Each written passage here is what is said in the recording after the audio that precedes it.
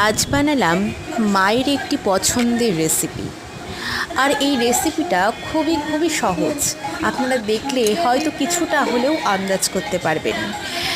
তো এই রেসিপিটা আমি নতুনই বানালাম, কিন্তু মায়ের পছন্দের। আর এই রেসিপিটা আমি বারবার বানানোর চেষ্টা করব, যেহেতু আমার মা খুব ভালোবাসেন। তো সেই কথা মাথায় রেখে এই রেসিপিটা আমার নতুনভাবে সৃষ্টি করা হয়েছে। আরও কিছু অ্যাড করলে ভালো হতো, বাট পারিনি।